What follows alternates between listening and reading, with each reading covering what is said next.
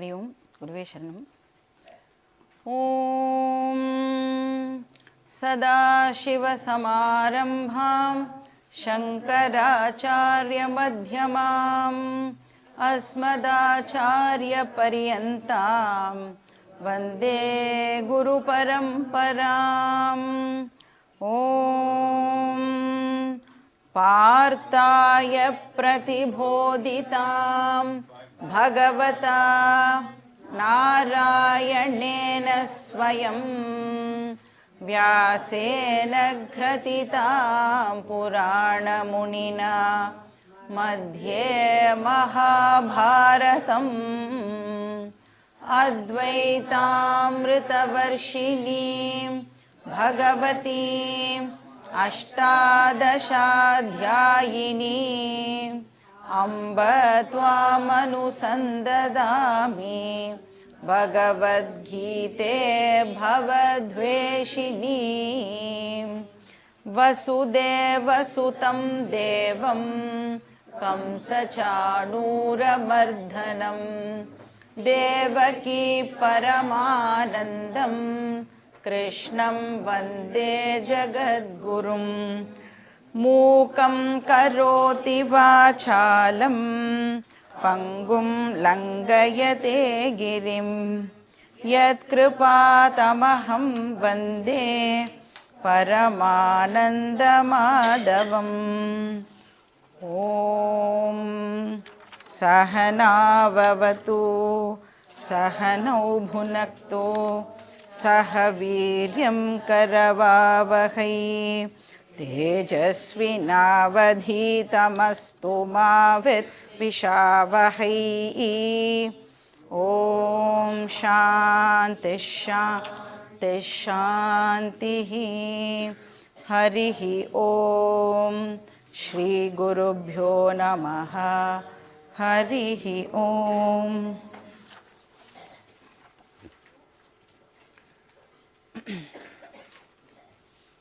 போன கிளாஸ்லேருந்து இப்போது பகவத்கீதா தியான ஸ்லோகம் பார்த்துட்டு வரோம். ஸோ மொத்தம் 9 தியான ஸ்லோகங்கள் இருக்குது அப்படின்னு பார்த்தோம். இது ஆக்சுவல் பகவத்கீதாவோட போர்ஷனா அப்படின்னு கேட்டால் கிடையாது. இப்போ இதுக்கு இந்த பகவத்கீதாவுக்கு ஒரு பெரிய ஆச்சாரியர் ஒருத்தர் கமெண்டரி பண்ணியிருக்கார் அப்படின்னு பார்த்தோம். அவருக்கு பேர் என்னது?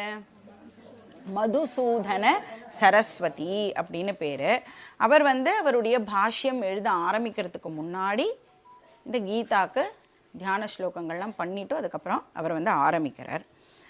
அதெல்லாம் படித்து பார்த்துட்டு பின்னாடி வந்தவா அந்த தியான ஸ்லோகங்கள்லாம் படித்து பார்த்துட்டு ஓ இவ்வளோ ரொம்ப நல்லா இருக்கே, நம்ம எல்லாரும் கீதா ஸ்டார்ட் பண்ணுறதுக்கு முன்னாடி எல்லாருமே இந்த தியான ஸ்லோகத்தை படிச்சுட்டு அதுக்கப்புறம் தான் ஆரம்பிக்கணும் அப்படின்னு ஒரு பத்ததியை அதுக்கப்புறம் பின்னாடி வந்தவா கொடுத்துருக்கா. அதனால் எப்போ நம்ம கீதா சாண்டிங் பண்ணாலும் சரி, இப்போ நம்ம பூர்ணமாக ஒரு 18 அத்தியாயமும் படிக்க போகிறோம் அப்படின்னா ஃபஸ்ட்டு என்ன பண்ணுவோன்னா இந்த ஸ்லோகங்கள் தியான ஸ்லோகங்கள்லாம் படிச்சுட்டு அதுக்கப்புறம் தான் ஆரம்பிப்போம்.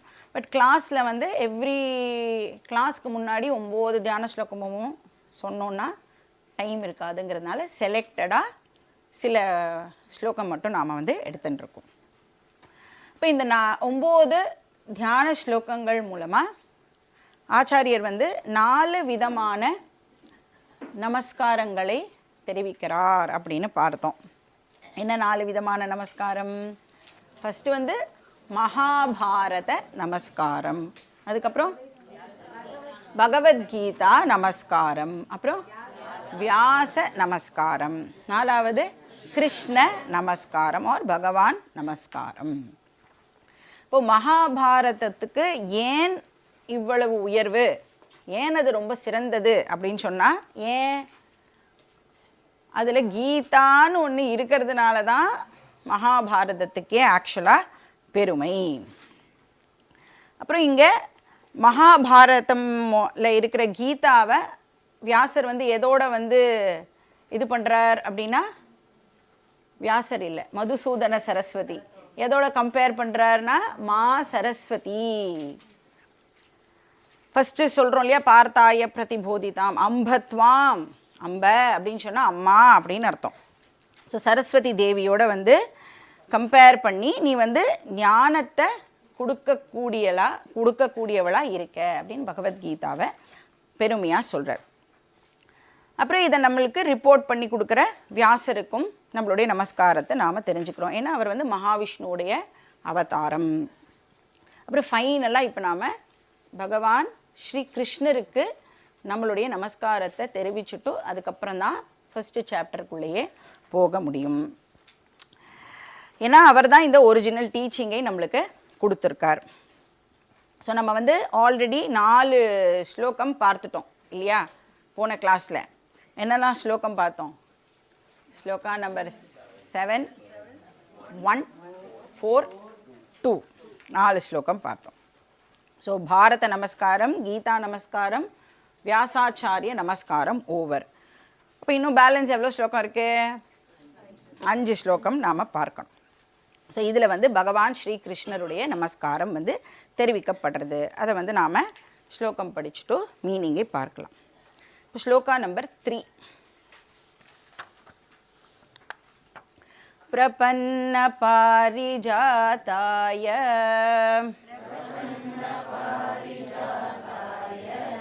ஸ்தோத்ர வேத்ரைகபாணயே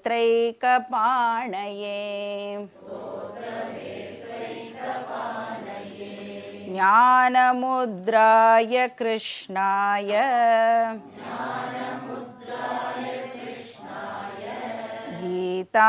கீதாமிருததுஹே நமஹ.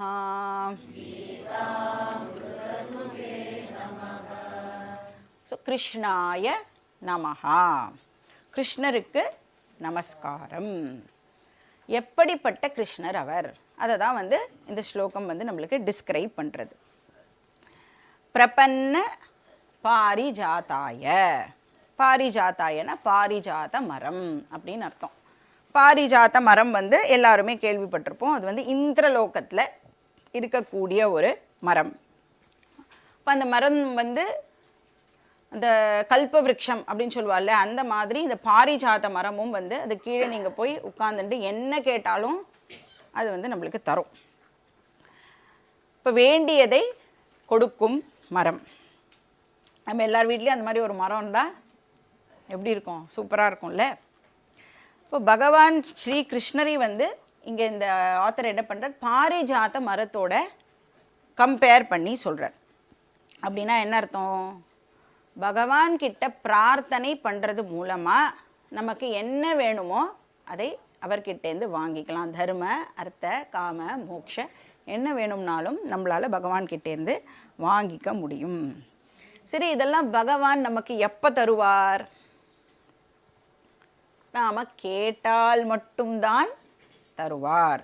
அப்படின்னா பகவான்கிட்ட நாம் சரண் அடைஞ்சு, அந்த சரணாகதியை தான் இங்கே பிரபன்ன அப்படிங்கிற வார்த்தை வந்து குறிக்கிறது. பிரபன்ன, பிரபத்தி அப்படின்னு சொல்லுவா. அப்படின்னா சரணாகதி அப்படின்னு அர்த்தம். ஸோ பகவானிடத்தில் சரண் புகுதல், அந்த மாதிரி பண்ணினோன்னா என்ன கேட்குறோமோ பகவான் நம்மளுக்கு கொடுப்பார். அதுக்கப்புறம் என்னது? தோத்திர வேத்ரைக பானையே.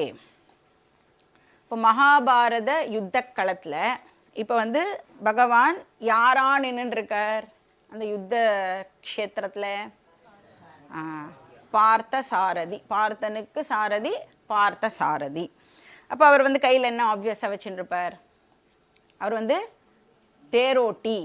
அப்படின்னா அவர் கையில் என்ன இருக்கும்? சாட்டை அவர் வந்து வச்சுருப்பார்ல, ஒரு விப்பு வச்சுருப்பார். இப்போ தோத்திர வேத்திரம், தோத்திர அப்படின்னு சொன்னால் சாட்டை அப்படின்னு அர்த்தம். வேத்திரன்னு சொன்னால் அதில் இருக்கக்கூடிய ஹேண்டில்னு அர்த்தம். சாட்டைக்கு பிடிச்சிக்கிறதுக்கு ஒரு இடம் இருக்கும்ல. இப்போ தோத்திர வேத்ரைக பானையே, தோத்திர வேத்ரை ஏக வேத்திர ஏக பானையே அப்படின்னு அர்த்தம். பாணி அப்படின்னு சொன்னால் கைன்னு அர்த்தம். அதனால தான் கோதண்ட பாணி அப்படின்னா என்ன அர்த்தம்?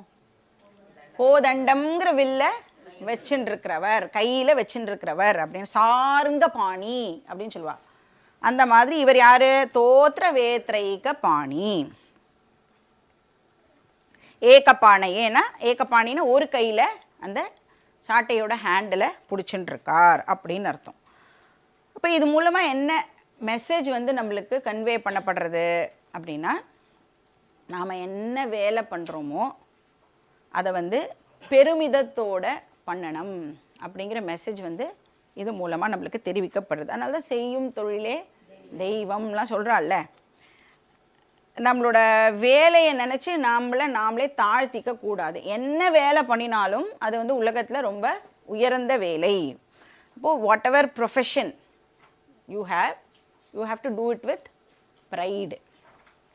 ஏன்னா பகவான் வந்து நினச்சிருந்தாருன்னு வச்சுக்கோங்களேன், அவர் வந்து சொல்லலாம்ல, நான் வந்து அண்ட சராச்சரத்தை நான் தான் வந்து பார்த்துக்கிறேன், என்னை போய் நீனு தேரோட்ட சொல்கிறியா அப்படின்னு நினச்சிருந்தா பகவான் கேட்டிருக்கலாம். ஆனால் அவர் கேட்டாரான்னா கேட்கவே இல்லை.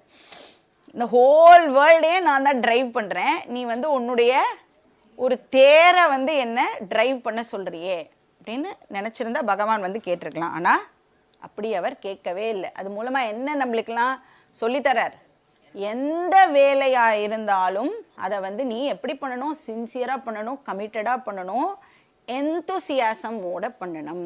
தேரோட்டும் போது பகவான் வந்து படிப்போம், பிரஹசன்னிவ பாரத அப்படின்னு படிப்போம், கீதாவில் வரும். எப்போவுமே பகவான் வந்து சிரிச்சுண்டே இருப்பாராம். இங்கேயுமே இந்த மூஞ்சியை சுழுக்கிறது அதெல்லாம் எதுவுமே இல்லை. இப்போ பகவானை பார்த்து நாம் நிறைய விஷயம் வந்து கற்றுக்கணும். ஸோ தோத்திர வேத்திரைக்க பானையே. அதே சமயம் இப்போ வந்து ஒரு எஃபிஷியன்ட் ஒர்க்கர் மட்டும் இல்லை, அட் த சேம் டைம் அவர் வந்து ஒரு கிரேட்டஸ்ட் ஞானியும் கூட. அதனால தான் அர்ஜுனனுக்கு அவர் வந்து குருவாக இருக்கார் இல்லையா.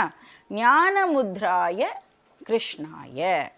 இன்னொரு கையில் அவர் என்ன வச்சுருக்காராம், ஞான முத்ராவை அவர் காமிக்கிறார். ஞான முத்ரானா சின் முத்ரா அப்படின்னு சொல்லுவோம். உபனிஷத் கூட இந்த சின் முத்ரா பற்றி பேசுறது. இப்போ சின் முத்ரா வந்து எதை இண்டிகேட் பண்ணுறது, எதை சிம்பிளைஸ் பண்ணுறது தெரியுமா உங்களுக்கு? சின் முத்ரா பார்த்துருக்கேன்ல நீங்கள், எதை சிம்பிளைஸ் பண்ணுறது? இது நம்ம கிளாஸ்லேயே பார்த்தோம்னு நினைக்கிறேன், இன்ட்ரொடக்ஷன் கிளாஸ்லேயே.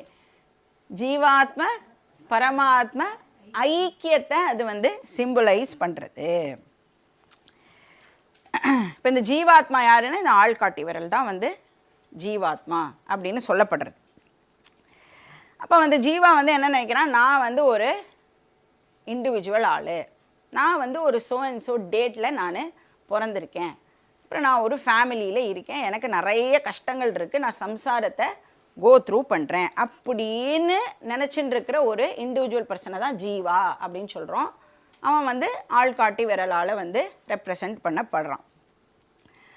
அது மட்டும் இல்லை, இந்த ஆள்காட்டி விரலை எப்போ நாம் வந்து யூஸ் பண்ணுவோம்? மிரட்டணும்னா ஏய் அப்படின்னு மிரட்டுவோம்ல எல்லாரையும், அதுக்கு யூஸ் பண்ணுவோம் இல்லையா. அப்போ வந்து இந்த விரல் வந்து ஜென்ரலி பார்த்தீங்கன்னா நமக்கும் ப்ராப்ளம் கொடுக்கறது, அடுத்த வாளுக்கும் அது பிரச்சனையை கொடுக்கறது. அதனால் இந்த விரலை வந்து ஜீவாவோட ரெப்ரசன்ட் பண்ணி காமிக்கிறது. அதுக்கப்புறம் இது என்ன பண்ணும், எப்போவுமே வந்து பாக்கி 3 விரலோட இது சேர்ந்தே இருக்கும். எப்படி இருக்குது, நம்மளோட கை இப்படி வச்சுட்டோன்னா எப்படி இருக்குது, இந்த விரல் வந்து பாக்கி 3 விரலோட ஜென்ரலி பார்த்தோன்னா சேர்ந்தே இருக்கும். இந்த 3 விரல் எதை ரெப்ரசன்ட் பண்ணுறது?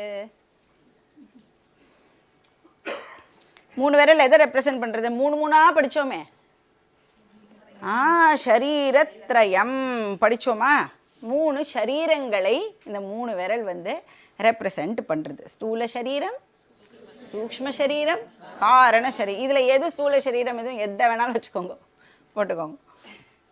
அப்போ இந்த இண்டிவிஜுவல் ஜீவா என்ன பண்ணுறான், எப்போவுமே வந்து அந்த 3 சரீரங்களோட தன்னை அசோசியேட் பண்ணி வச்சுருக்கான். இப்போ என்ன பண்ணணும், இவன் இந்த ஞான யோகம் இருக்குல்ல நாம் படிக்கிறோமே, இதுதான் ஞான யோகம். இது மூலமாக இப்போ இந்த இண்டிவிஜுவல் ஜீவா என்ன பண்ணணும், இந்த இண்டெக்ஸ் ஃபிங்கர் இருக்கு இல்லையா, இதை வந்து 3 சரீரத்துலேருந்து பிரித்து இப்போ இந்த ஜீவா என்ன தெரிஞ்சுக்க போகிறான் ஞான யோகம் மூலமாக, நான் ஸ்தூல சரீரம் கிடையாது, நான் சூக்ஷ்ம சரீரம் கிடையாது, நான் காரண சரீரமும் கிடையாது அப்படின்னு தெரிஞ்சுண்டு அவன் என்ன பண்ண போகிறான், தன்னை வந்து இந்த 3 விரல்லேருந்து பிரிச்சுண்டு கட்டை விரலோடு போய் அவன் ஜாயின் ஆக போகிறான். அப்போ கட்டை விரல் எதை ரெப்ரசன்ட் பண்ணுறது, பரமாத்மாவை கட்டை விரல் வந்து ரெப்ரசன்ட் பண்ணுறது. ஏன் அப்படின்னா கட்டை விரல் இல்லாமல் கையை நம்மளால் யூஸ் பண்ண முடியாது. எழுதணுன்னாலும் கட்டவிரல் இருக்கணும், ஏதாவது கிராஸ்ப் பண்ணணுன்னாலும் கட்டவிரல் இருக்கணும். எந்த வேலையானாலும் அதுக்கு இது தேவை. அப்போ இவன் என்ன பண்ணுறான், இந்த ஜீவாத்மா ஞான யோகம் மூலமாக 3 சரீரங்கள்லேருந்து தன்னை வந்து டிஸ்அசோசியேட் பண்ணிட்டு அவன் பரமாத்மாவோட ஜாயின் பண்ணுறான்.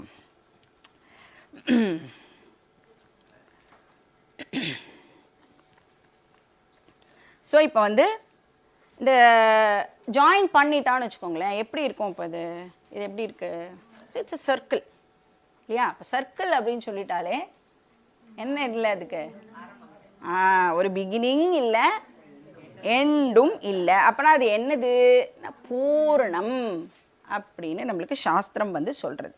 இப்போ பிகினிங் இல்லை எண்டும் இல்லை அப்படின்னா பிகினிங் அப்படின்னு சொன்னோன்னா சமஸ்கிருதத்தில் ஆதி அப்படின்னு சொல்லுவோம், பிகினிங். அப்போ பிகினிங் இல்லை அப்படின்னா அனாதி அப்படின்னு அர்த்தம். இப்போ ஜென்ரலி நீங்கள் பார்த்தீங்கன்னா சான்ஸ்கிரிட் வேர்டில் ஆப்போசிட்டாக சொல்லணுன்னா ஆன்னு சேர்த்துப்போம். இப்போ கர்ம அதுக்கு ஆப்போசிட் என்ன, அகர்ம.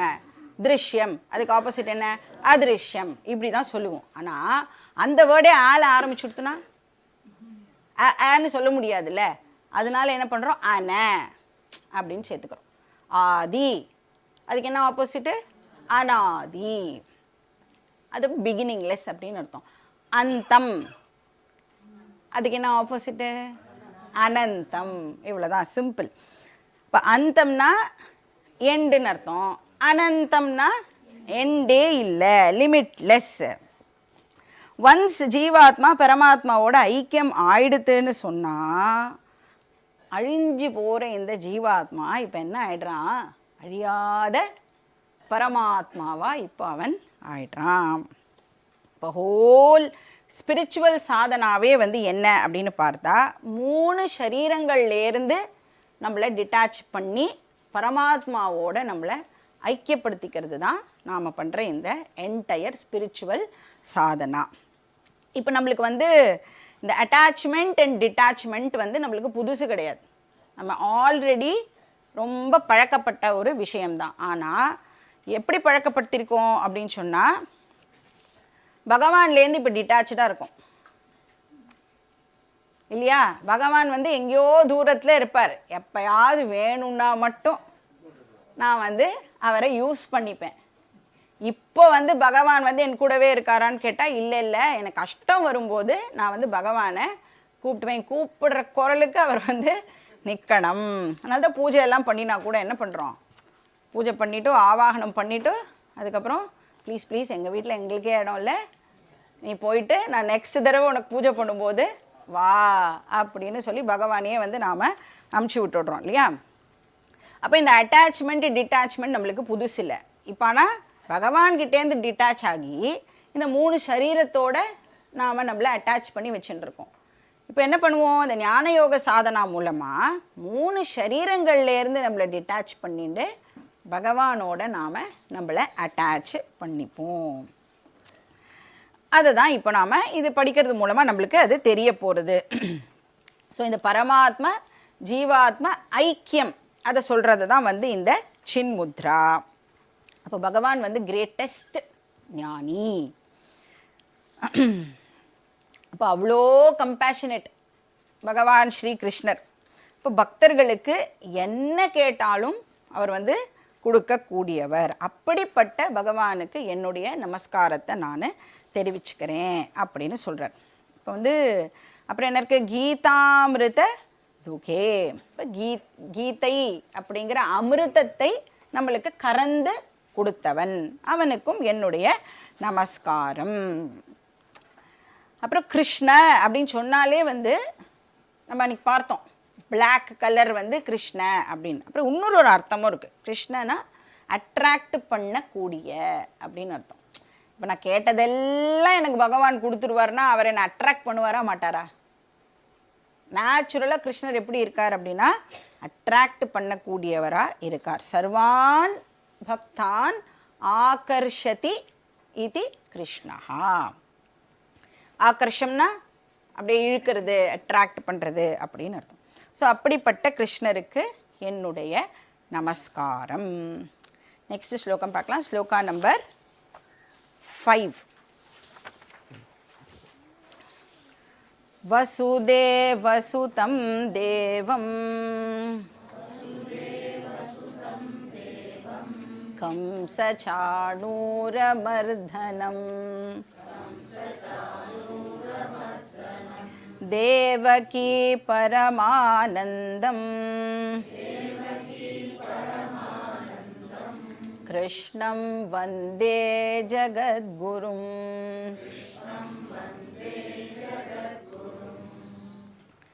ஸோ இதுவும் வந்து கிருஷ்ண நமஸ்காரம். கிருஷ்ணம் வந்தே, my namaskarams to Lord Krishna. வந்தனம்னா நமஸ்காரம் இல்லையா? இப்போ நான் வந்து என்னுடைய நமஸ்காரத்தை கிருஷ்ணருக்கு தெரிவிச்சுக்கிறேன்.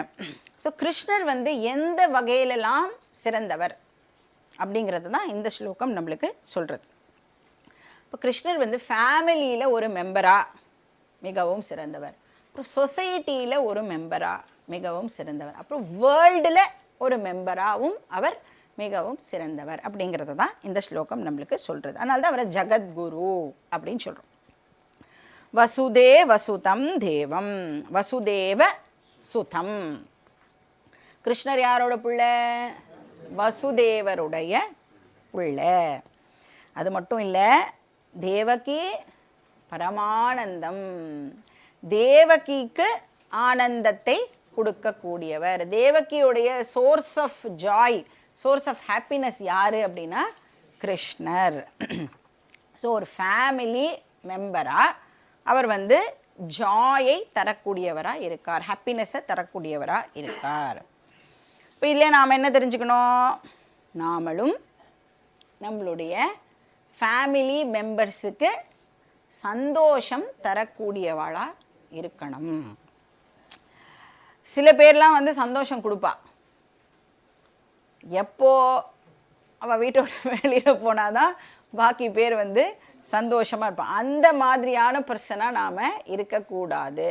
நம்ம வீட்டில் வந்து நீ ஏன் இன்னும் வரல, எங்கே போயிட்ட, நீ வந்து இல்லாமல் வீடே வந்து நன்னாவே இல்லை, வேலை பண்ணுறதுக்காக கூப்பிடக்கூடாது. நம்மளை உண்மையாகவே வந்து நம்மளோட ப்ரெசன்ஸை வந்து அவள் வந்து ரிக்வயர் பண்ணணும். அந்த மாதிரி நாம் வந்து நடந்துக்கணும்.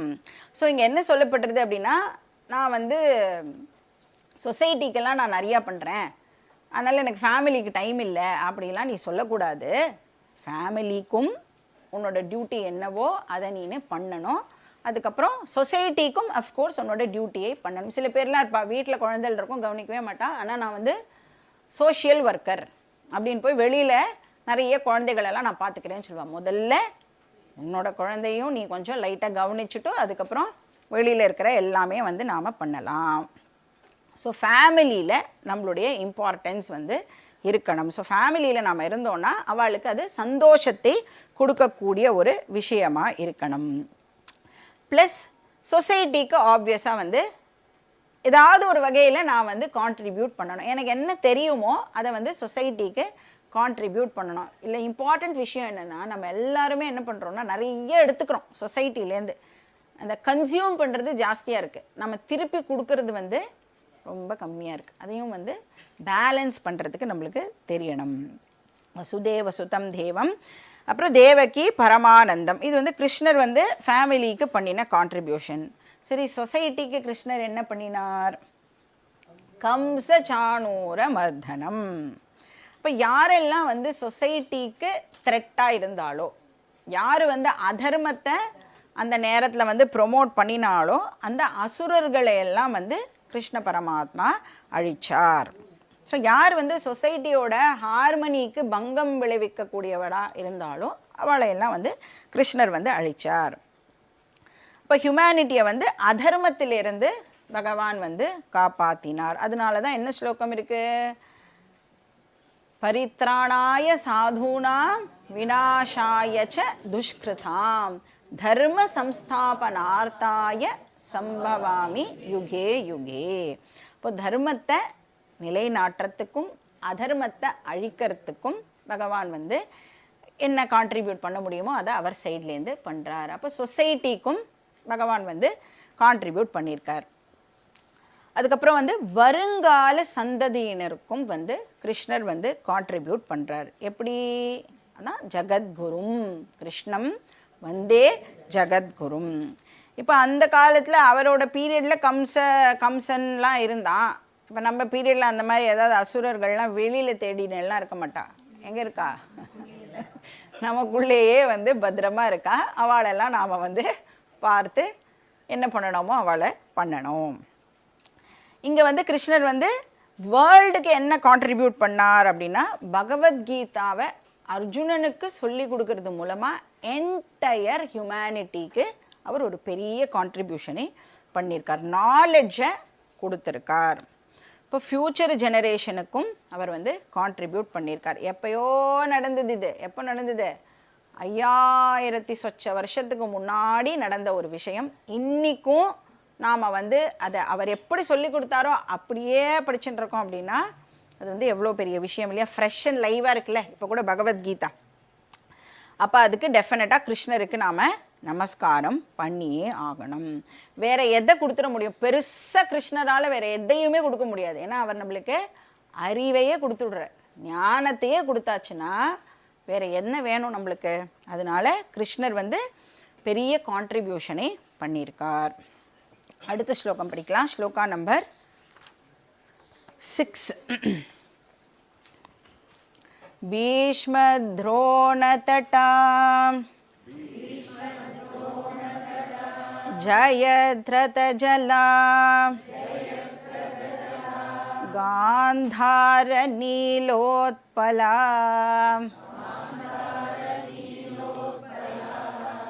शल्यग्राहवती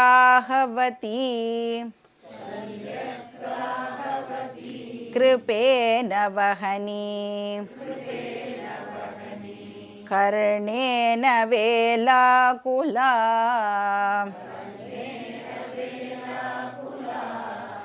अश्वत्थामविकर्ण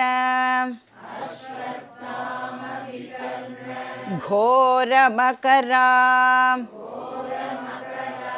दुर्योधनावर्तिनी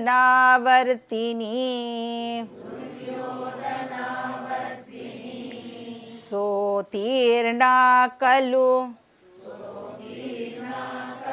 पाण्डवैरणनधी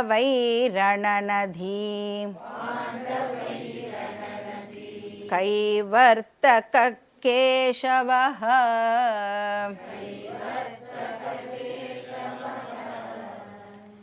கைவர்த்தகா அப்படின்னு சொன்னோன்னா படகோட்டி அப்படின்னு அர்த்தம்.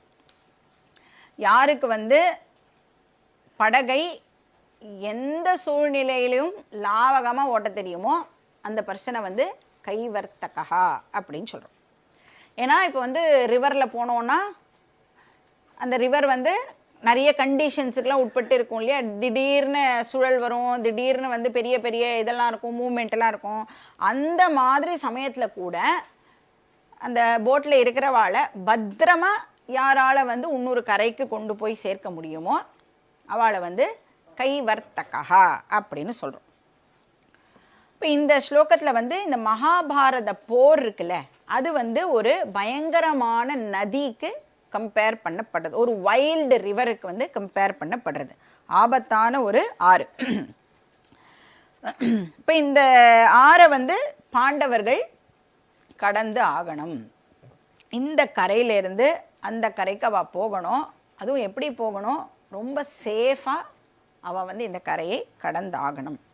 அப்படின்னா அந்த ரிவரில் என்னெல்லாம் சேலஞ்சஸ் அவள் வந்து எதிர்கொள்கிறாளோ அது எல்லாத்தையும் அவள் வந்து இப்போது பீட் பண்ணி அந்த பக்கம் போகணும். இப்போ பாண்டவர்களுக்கு மகாபாரத போர் இருந்தது, அது ஒரே ஒரு சிச்சுவேஷன் தான். ஆனால் நம்மள மாதிரி இருக்கிற சாமானியர்களுக்கு எவ்ரிடே எப்படி இருக்குது?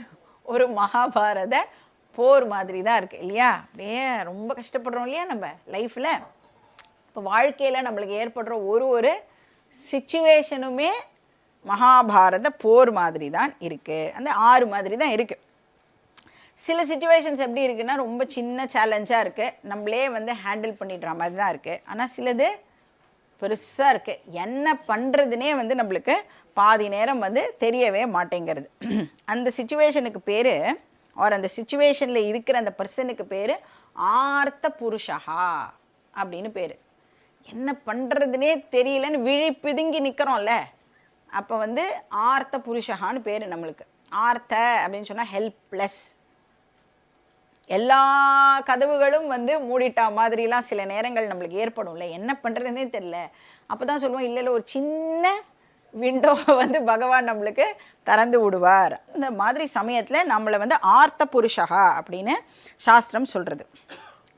இப்போ வந்து பாண்டவர்களை எடுத்துட்டோம் அப்படின்னு சொன்னால் அவளுக்கு இப்போ வந்து சாய்ஸ்லெஸ் சிச்சுவேஷன், ஹெல்ப்லெஸ்ஸாக இருக்காவா, வேறு வழியே இல்லாமல் அவள் வந்து இப்போது சண்டை போட்டே ஆகணும். அவளுக்கு சண்டை போடுறதுல கொஞ்சம் கூட வந்து விருப்பமே இல்லை. ஆனால் they don't have a choice. அந்த மாதிரி நம்மளுக்கும் நிறைய நேரங்களில் சாய்ஸ்லெஸ் சிச்சுவேஷன் வருது.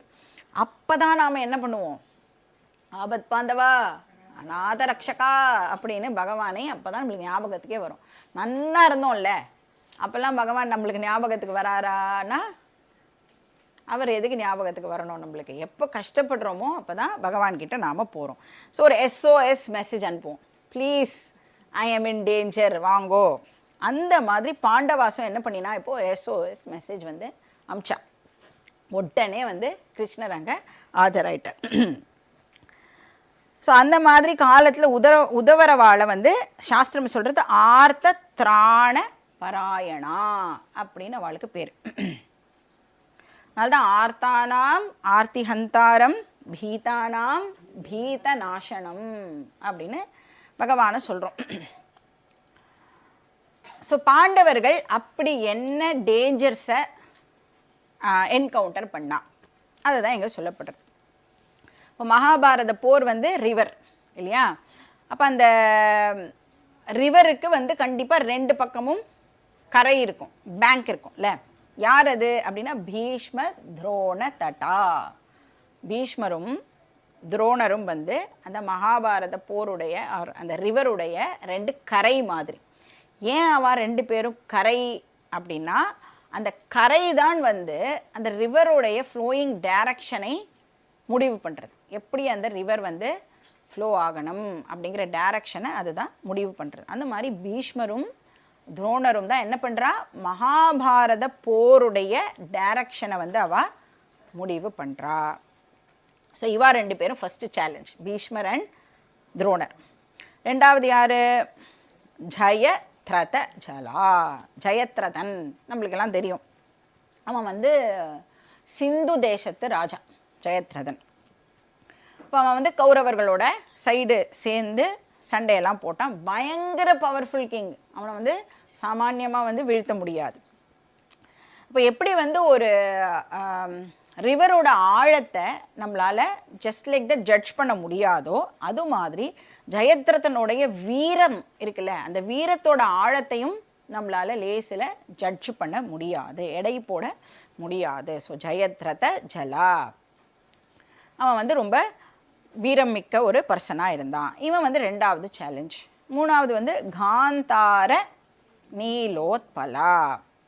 ஸோ காந்தார தேசத்து அரசன் யாரு, காந்தார தேசத்து அரசன் யாரு, சுபலா. அவன் தான் வந்து சகுனியோட அப்பா. அப்போ அவன் வந்து இளவரசன் தானே, காந்தார தேசத்து இளவரசன் தான் வந்து சகுனி, இளவரசி வந்து காந்தாரி. ஸோ காந்தாரியோட சகோதரன் சகுனி. அவன் வந்து எப்படியா, நீலோத்பலா, நீல உத்பலா அப்படின்னா தண்ணியில் இருக்கக்கூடிய ஒரு ப்ளூ கலரில் இருக்கக்கூடிய ஒரு ஃப்ளவர்னு வச்சுக்கலாம். அப்படின்னா ஒரு லில்லிஸ் அப்படின்னு வச்சுக்கலாம். ஏன்னா அது எப்படி இருக்கும், அந்த லில்லிலாம் அந்த அல்லின்னு சொல்கிறோம்ல, அது எப்படி இருக்கும் அப்படின்னா பார்க்கறதுக்கு ரொம்ப அட்ராக்டிவாக இருக்கும். ஆனால் நீங்கள் அதை பறிக்கணும்னு அதுக்கிட்ட போனேன்னா அது உங்களை உள்ளே இழுத்துடும். ஒரு மார்ஷி லேண்டில் தானே வளரும் இல்லையா அது, அப்போ அது வந்து நம்மளை உள்ளே இழுத்துடும். சகுனி வந்து அவ்வளோ நயவஞ்சகமானவன். ஸோ அந்த நயவஞ்சகமாக பேசியே வந்து அந்த சுழலில் நம்மளை இழுத்து விட்டுடுவான். ஸோ காந்தார நீலோத்பலா. அப்புறம் யார், ஷல்ய கிராகவதி. ஷல்யன் இவன் வந்து மாத்திர தேசத்து ராஜா. மாத்ரி இருந்தால பாண்டுவோட வைஃப் மாத்ரி. ஸோ அந்த தேசத்து அரசன் வந்து சல்யன். அவன் வந்து என்னதான் நகுல சகாதேவனோட சொந்தக்காரனாக இருந்தாலும் அவன் போரில் ஆக்சுவலாக வந்து கௌரவர்கள் பக்கம்தான் வந்து போய் சேர்ந்தான். அவன் எப்படிப்பட்டவனா? கிராகா. கிராகனா முதலை அப்படின்னு அர்த்தம், குரோக்கடைல். ஸோ இது ஒரு சேலஞ்சு. அதுக்கப்புறம் என்ன? கிருப்பேன வகனி, கிருபாச்சாரியர். அவரும் வந்து அவர் அஃப்கோர்ஸ் பாண்டவாஸ்க்கு வந்து வில் வித்தையெல்லாம் சொல்லி கொடுத்தார். துரோணரோடு சேர்ந்து இவரும் தான் வந்து அதெல்லாம் சொல்லி கொடுத்துருக்கார். வகனி அப்படின்னு சொன்னோன்னா அண்டர் கரண்ட்டுன்னு அர்த்தம். அந்த ஜலத்தில் வந்து ஒரு கரண்ட் இருக்கும்ல அது. ஸோ மேலேருந்து பார்த்தா நமக்கு ஒன்றுமே தெரியாது. ஆனால் இந்த கங்காலெல்லாம் போனேன்னா, ஹரித்வாரில் எஸ்பெஷலி பார்த்தீங்கன்னா வாட்டரோட கரண்ட் வந்து பயங்கரமாக இருக்கும். இப்போ காலை வச்சோன்னா அப்படியே நம்மளை வந்து இழுத்துட்டு போயிடும். ஸோ கிருப்பர் வந்து அப்படிப்பட்ட ஒரு அண்டர் வாட்டர் கரண்ட். கிருப்பேன வகனி. அதுக்கப்புறம் என்ன? கருணேன வேலா குலா. கர்ணன் வந்து எப்படியா அப்படின்னா ஒரு ராட்சச அலை மாதிரி. வேலை அப்படின்னா அலைன்னு அர்த்தம். ஆகுலா அப்படின்னு டர்புலண்ட், ரொம்ப ரொம்ப ஆக்ரோஷமான அலை அப்படின்னு வச்சுக்கலாம். அப்போ அந்த மாதிரிலாம் ரிவரில் போகும்போது ஒரு படகுல போகிறோம், அந்த மாதிரி ராட்சச அலையெல்லாம் வந்ததுன்னா என்ன ஆகும்? படகே வந்து அப்படியே கவுந்துடும். அந்த மாதிரியான ஒரு பர்சன் வந்து கர்ணன். அதுக்கப்புறம் என்ன? அஸ்வத்தாம விகர்ண கோர மகரா. மக்கரா அப்படின்னு சொன்னால் ஷார்க்குன்னு அர்த்தம். ஸோ மனுஷனை கடித்து சாப்பிட்ற ஒரு ஷார்க்கு, சுறா மீன் சொல்லுவோம்ல, அதான். அதுலேயே 2 வகை இருக்கான். ஒன்று வந்து மனுஷனெல்லாம் சாப்பிடுமா, இன்னொன்று மீன்களையே சாப்பிட்ற ஒரு வகை. இப்போது அஸ்வத்தாம விகர்ண இவாள்லாம் வந்து அந்த மாதிரி ஷார்க்கோட கம்பேர் பண்ணப்படுறா. விகர்ணன்றவன் வந்து துரியோதனனுடைய தம்பி. அஸ்வத்தாம உங்களுக்கே தெரியும், துரோணரோட பையன். அதுக்கப்புறம் என்னது? துரியோதனா வர்த்தினி. துரியோதனன் எப்படிப்பட்டவன்? துரியோதன ஆவர்த்தினி. ஆவர்த்தினி அப்படின்னு சொன்னால் சுழல், வேர்ல் பூல் அப்படின்னு சொல்லுவோம்ல, அதான். சுழல் என்ன பண்ணிடும்? அப்படியே நம்மளை வந்து உள்ளுக்குள்ளே இழுத்துன்றோம். அந்த மாதிரி துரியோதனன் வந்து மகாபாரத ரண நதி, ரணம்னா தெரியும்ல, வெரி வெரி டேஞ்சரஸ்னு அர்த்தம். அந்த நதியில் இவன் வந்து ஒரு சுழல் மாதிரி. சரி, அந்த மகாபாரத டேஞ்சரஸ் ரிவரை பாண்டவாஸ் வந்து இந்த பக்கத்துலேருந்து அந்த பக்கம் கிராஸ் பண்ணணும்ல, அவள் ஒரு படகுல போனோம்ல. எப்படிப்பட்ட ஒரு படகு அது அப்படின்னா, உடஞ்சி போன ஒரு ஓட்ட உடசலான ஒரு படகுல அவள் வந்து இந்த பக்கத்துலேருந்து அந்த பக்கம் ட்ராவல் பண்ணுறதுக்கு முயற்சி பண்ணுறா. அந்த கட்டமரான்லாம் சொல்லுவோம்ல, அந்த மாதிரியான இப்படி ஏதாவது ஒரு பெரிய அலை வந்தாலே அப்படியே கவுந்துடும். அந்த மாதிரி ஒரு போட்டை எடுத்துட்டு இந்த பக்கத்துலேருந்து இந்த பக்கம் கிராஸ் பண்ணுறதுக்கு அவள் ட்ரை பண்ணுறா. எப்படி வந்து அவளால் வந்து கிராஸ் பண்ண முடியும் இல்லை? ஆனால் நம்மளுக்கு தெரியும் அவள் கிராஸ் பண்ணினா அப்படின்னு நம்மளுக்கு தெரியும். ஏன்னா நம்மளுக்கு மகாபாரத கதை தெரியும். அப்போ எப்படி ஒரு இம்பாசிபிள் விஷயம் பாசிபிள் ஆச்சு அப்படின்னா, ஒரு ஸ்கில்ஃபுல் போட்மேன் வந்து அவ கூட இருந்தா. அதுதான் கைவர்த்தக கேசவஹா. அப்போ இந்த மாதிரி சிச்சுவேஷன், இந்த மாதிரி ஒரு கோரமான சிச்சுவேஷன் நாளைக்கே வந்தால் கூட நாமளும் யார்கிட்ட போய் சரணடையணும்? பகவான் ஸ்ரீகிருஷ்ணர். பகவான் ஸ்ரீகிருஷ்ணர்கிட்ட சரணடைஞ்சோம் அப்படின்னு சொன்னால் ஒன்று மட்டும் பண்ணணும். என்ன பண்ணணும்? அவர் என்ன சொல்கிறாரோ அதை கேட்கணும். அவர் என்ன சொல்லியிருக்கார், எங்கே சொல்லியிருக்காருன்னா கீதாவில் எல்லா விஷயமும் சொல்லியிருக்கார். கீதாவில் அவர் சொல்கிற மாதிரி நம்ம கேட்டுட்டோம்னா நம்மளோட லைஃப் வந்து சேஃப். இப்போ பகவான் நம்மளை எல்லா விதமான கஷ்டங்களிலிருந்தும் காப்பாற்றுவார். அடுத்த ஸ்லோகம், ஸ்லோகம் நம்பர் 8. மூகம் கரோதி வாசாலம் பங்கும் லங்கயதே கிரிம் யத் கிருபாதமஹம் வந்தே பரமானந்த மாதவம். பரமானந்த மாதவம் வந்தே. மாதவ அப்படின்னு சொன்னா லக்ஷ்மி பதே அப்படின்னு அர்த்தம். ஸ்ரீபதி. மா அப்படின்னு சொன்னா லக்ஷ்மி தேவின்னு அர்த்தம். தவ அப்படின்னு சொன்னா ஹஸ்பண்டுன்னு அர்த்தம். ஸோ மாதவ அப்படின்னா லக்ஷ்மி பதி. ஸோ நாராயணன். ஸோ எப்படிப்பட்ட நாராயணன் இவர்? பரமானந்த. லக்ஷ்மி கூடவே இருந்தால் யார் தான் ஆனந்தமாக இருக்க மாட்டா இல்லை? இப்போ பகவான் வெரி வெரி ஸ்மார்ட்டு. என்ன பண்ணிட்டார்?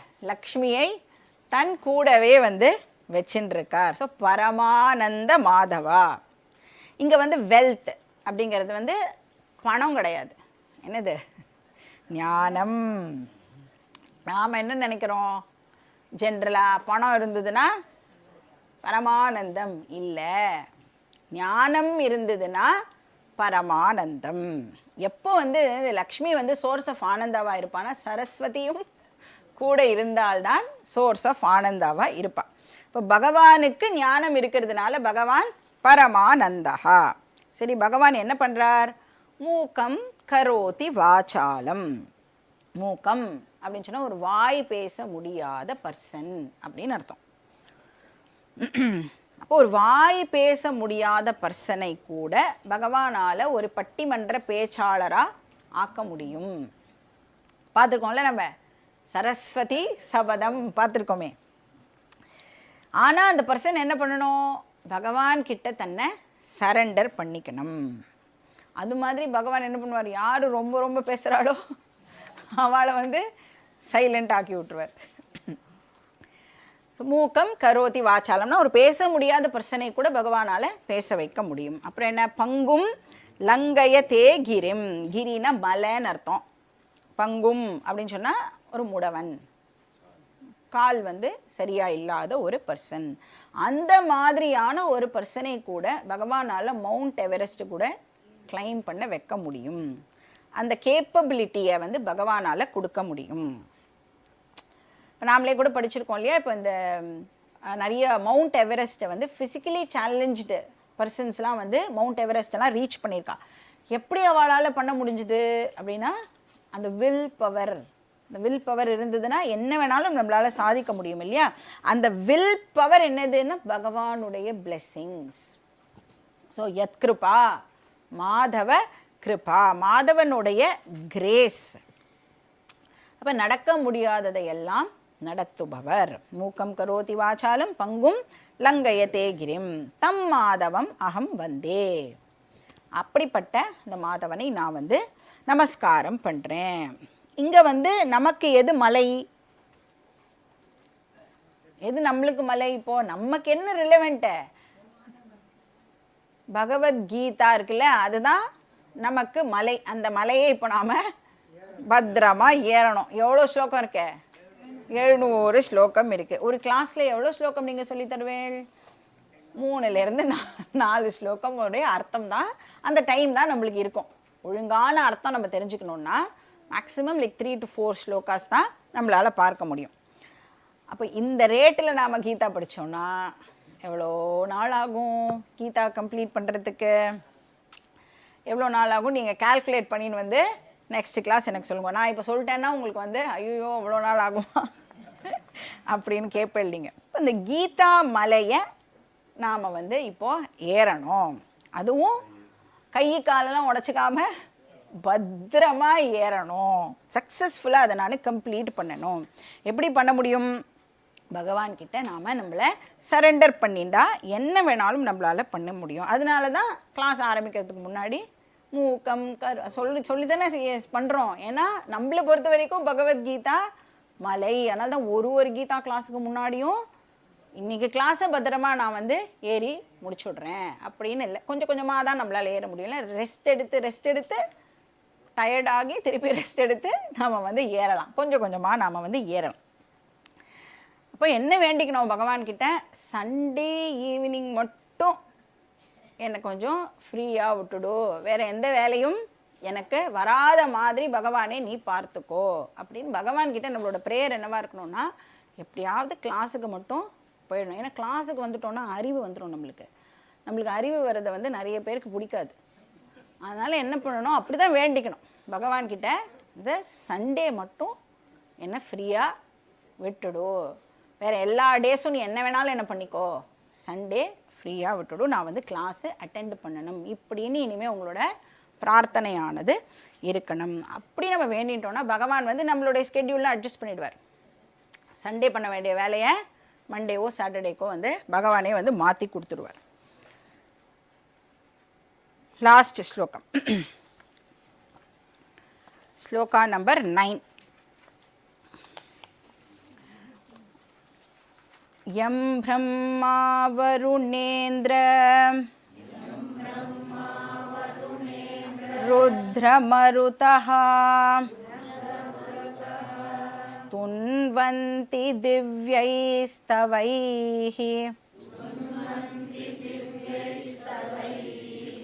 वेदैः साङ्ग पदक्रमोपनिषदैः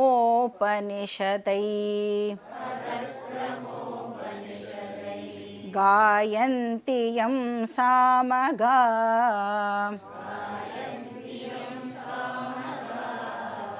ध्यानावस्थित तद्गतेन मनसा पश्यन्ति यं योगिनः यस्यान्तं न विदुः सुरासुरगणाः देवाय तस्मै नमः.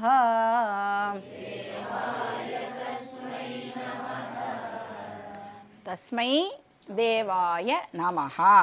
தேவஹான பகவான், அப்படிப்பட்ட பகவானுக்கு என்னுடைய நமஸ்காரம். எப்படிப்பட்ட பகவான்?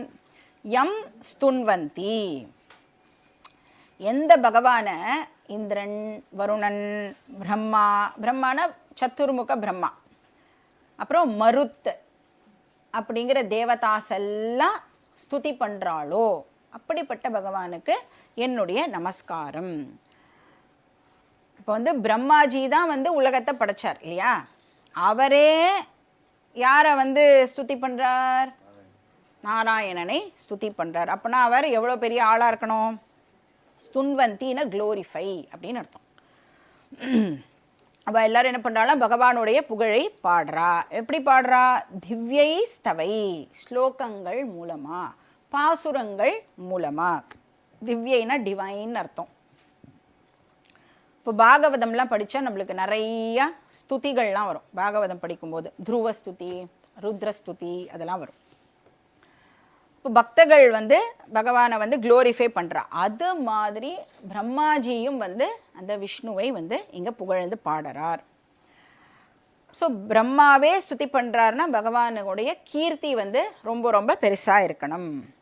இப்போ இதெல்லாம் எங்கே நடக்கிறது அப்படின்னா ஹெவன்லி லோகாஸில் இந்த தேவதாஸ் எல்லாம் பகவானை ஸ்துதி பண்ணுறா.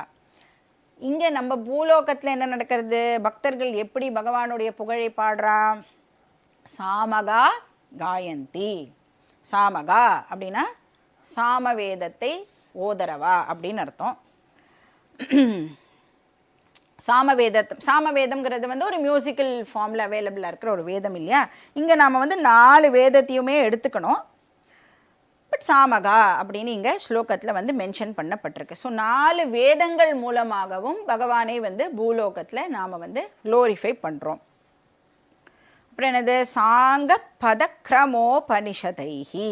இப்போ வேதம் மட்டும் இல்லை, ச அங்க, வேதத்துக்கு அங்கங்களும் வந்து சொல்லப்பட்டிருக்கு. அந்த அங்கங்கள்லாம் நம்ம படித்தோம் அப்படின்னு சொன்னால் வேதத்தை இன்னும் பெட்டராக நம்மளால், வேதத்தில் சொல்லப்பட்டிருக்கிற மெசேஜை இன்னும் பெட்டராக நம்மளால் அண்டர்ஸ்டாண்ட் பண்ணிக்க முடியும். அந்த அங்கம்னு சொன்னால் செகண்டரி ஸ்கிரிப்சர்ஸ் அப்படின்னு அர்த்தம்.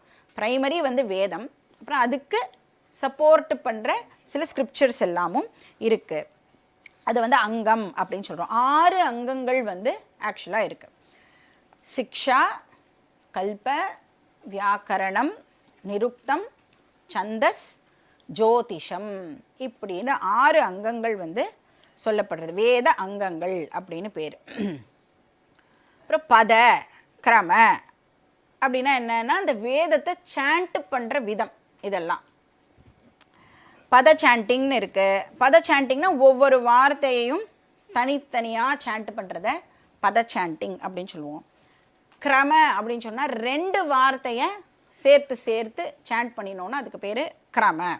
இப்போது பார்த்தாய பிரதிபோதிதாம் பிரதிபோதிதாம் பகவதா பகவதா நாராயணேன இப்படி ரெண்டுத்தையும் சேர்த்து சேர்த்து சொன்னோன்னா அதுக்கு பேர் கிரம சாண்டிங் அப்படின்னு பேர்.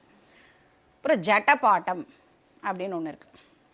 அது வந்து ஒரு ஃபார்முலா. அதெல்லாம் அது எப்படி இருக்கும்னா பார்த்தாய பிரதிபோதிதாம் பிரதிபோதிதாம் பார்த்தாய பார்த்தாய பிரதிபோதிதாம் பிரதிபோதிதாம் பகவதாம் பகவதாம் பிரதிபோதிதாம் பிரதிபோதிதாம் பகவதாம் பகவதாம் நாராயணேன நாராயணேன பகவதாம் பகவதாம் நாராயணேன இப்படி அதுக்கு ஃபார்முலாலாம் இருக்குது. 1 2 2 1 1 2 2 3 இப்படின்னு நீங்கள் வந்து இந்த வேதம் படிக்கிறவாளெல்லாம் கேட்டேன்னா அவள்லாம் இதெல்லாம் சொல்லுவாள். இதை விட ஒரு ஸ்பெஷல் ஐட்டம் ஒன்று இருக்குது. அது என்னது அப்படின்னா கணபாட்டம். அதுவும் வந்து இந்த மாதிரி ஃபார்முலா வச்சு அவள் வந்து சாண்ட் பண்ணும். இதெல்லாம் எதுக்கு சொல்லப்பட்டிருக்கு அப்படின்னா இந்த மந்திரங்கள் எல்லாம் வந்து எங்கேயுமே தப்பு நடக்காமல் இருக்கணும், எங்கேயுமே அதை மறந்து போயிடக்கூடாது, ஒன்றை கூட நம்ம வந்து விட்டுறக்கூடாது அப்படிங்கிறதுக்காக இப்படியெல்லாம் ப்ராக்டிஸ் பண்ணி அந்த வேதத்தை வந்து இவ்வளோ காலத்துக்கு ப்ரிசர்வ் பண்ணி வச்சுருக்கா. அதனால் அந்த கர்ண பரம்பரா ஸ்ருதி அப்படின்னாலே என்ன அர்த்தம்? காதால் கேட்டு வந்தது தான் இந்த வேதம் இல்லையா? அதனால் அதை ப்ரிசர்வ் பண்ணுறதுக்காக இப்படியெல்லாம் நிறைய மெத்தட்ஸ் எல்லாம் அவள் வந்து இந்த ரிஷி முனிகள்லாம் வந்து கண்டுபிடிச்சு இப்போ இந்த மாதிரிலாம் வந்து பாட்டாந்தரம் இருக்கிறதுனால தான் இன்னி வரைக்கும் அந்த மந்திரங்கள்லாம் அப்படியே நம்மளுக்கு அந்த உருக்குலையாமல் இருக்குன்னு சொல்கிறோம்ல, அதெல்லாம் இந்த பாட்டாந்தர முறையினால தான் நம்மளுக்கு இது கிடச்சிருக்கு. ஸோ இப்படி எல்லா விதமான சாண்டிங் டைப்ஸையும் யூஸ் பண்ணி பகவானை வந்து க்ளோரிஃபை பண்ணுறா. அது மட்டும் இல்லை, யோகினஹா எம் பஷ்யந்தி, பெரிய பெரிய ஞானிகள் பெரிய பெரிய யோகிகள் எல்லாம் பகவானை வந்து அவளோட மனக்கண்ணில் நிறுத்தி அவரை வந்து வழிபடுறா. மனசா தத்கதேன, அவளோட மனசில் பகவானை நிறுத்தி அந்த ஏகாக்கிரதா அப்படின்னு சொல்கிறோம் இல்லையா, சித்த ஏகாக்கிரதம் அப்படின்னு சொன்னால் அந்த ஒன் பாயிண்டட்னஸ் அப்படின்னு அர்த்தம். இப்போ நம்மளாம் வந்து பகவானை வந்து வெளியில் பார்க்குறோம் இல்லையா, இப்போ இந்த யோகிகள் ஞானிகள்லாம் பகவானை அவளுக்குள்ளேயே அவளால் வந்து பார்க்க முடியும். எம் பஷ்யந்தி, எம்னா இந்த இடத்துல பகவான் மனக்கண்ணில் பார்க்கறா அப்படின்னு அர்த்தம். யஸ்யாந்தம் ந விதுஹு சுரா சுரகணா. இப்போ பகவானை வந்து சாஸ்திரத்தில் பார்த்தேன்னா ஒரு பர்சனாக சில இடத்துல வந்து டிஸ்கிரைப் பண்ணி இருப்பாள். ஒரு ஃபார்ம் கொடுத்து பகவானுக்கு 4 கை இருக்குது, இவ்வளோ தலைகள் இருக்குது, இப்படியெல்லாம் சொல்லி பகவானை வந்து ஒரு ஃபார்ம் கொடுத்து டிஸ்கிரைப் பண்ணியிருப்பாள். அப்படி இருந்தாலும் ரியல் காட், உண்மையில் பகவான் அப்படின்னு சொன்னால் அவருக்கு எந்த விதமான ஃபார்மும் கிடையாது. ஏன் அப்படி சொல்கிறோம்?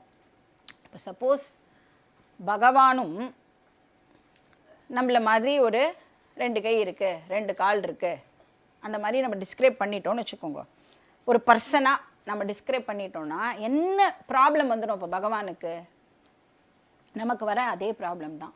நம்ம வந்து இந்த லிமிட்டேஷன் நம்மளுக்கு வந்துடும் இல்லையா? இப்போ நம்ம வந்து வீட்டில் இப்போ இருக்க முடியாது நம்மளால், ஏன்னா நம்ம கிளாஸுக்கு இங்கே வந்துட்டோம். இப்போ ஒரு பர்டிகுலர் ஃபார்மை நம்ம கொடுத்துட்டோம் அப்படின்னு சொன்னால் அது வந்து ஒரு பர்டிகுலர் பிளேஸில் அதை நாம் இப்போது நிறுத்தி ஆகணும். ஒரு பர்டிகுலர் ஸ்பேஸை தான் அது இப்போ ஆக்குப்பை பண்ணிக்கும்.